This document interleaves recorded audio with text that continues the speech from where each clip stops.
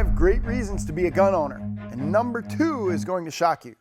But before we do that, I want to give you a quick reminder. We have a gun giveaway going on right now. It's absolutely free, but it ends really soon. So just click the link in the description down below to learn which brand new gun you could win.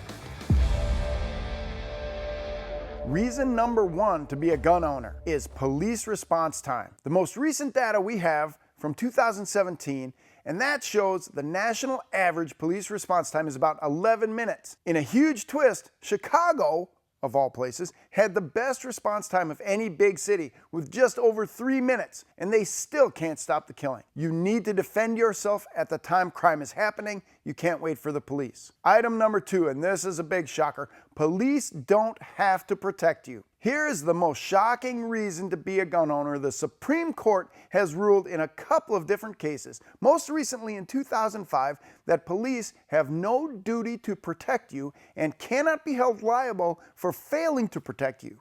Here's a quick overview of that case. The Supreme Court ruled that a woman could not sue the city of Castle Rock, Colorado for failure of the police to respond to the woman's pleas for help after her estranged husband violated a protective order by kidnapping their 3 young daughters, whom he eventually killed. For hours on the night of June 22, 1999, Jessica Gonzalez tried to get the Castle Rock police to find and arrest her estranged husband, Simon Gonzalez. He was under a court order to stay 100 yards away from the house, but then he took the children, ages 7, 9, and 10, as they played outside. Mrs. Gonzalez relayed that information about the incident to the police and gave the man's location, but they failed to act. Mr. Gonzalez arrived at the police station hours later firing a gun with the bodies of those 3 girls in the back of his pickup truck. Police killed him at the scene. Colorado state law makes an arrest mandatory when someone violates a protective order. The police apparently had information about the man's location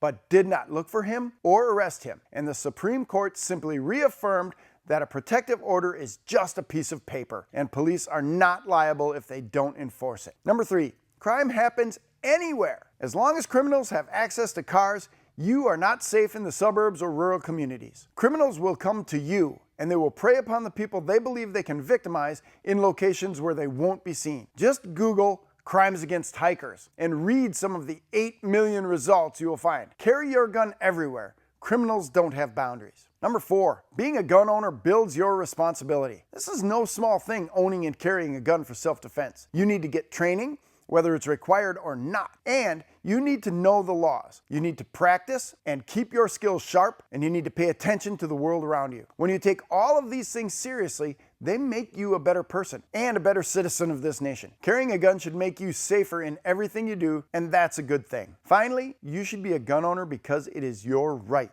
And there is one true thing throughout history. If citizens don't use and defend their God-given rights, politicians will try to take those rights away. No other nation on earth has anything close to the Second Amendment, and that amendment is constantly under attack. As a result, I firmly believe that if more people own guns and learn to use them responsibly, there will be less chance that politicians will be able to take those rights away. Want to know the 3 biggest mistakes when carrying a handgun?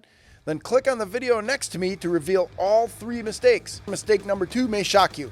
Everybody has their own cardinal rules for what they're going to do when they're carrying a gun, but right now I'm going to give you 3 things that you must never do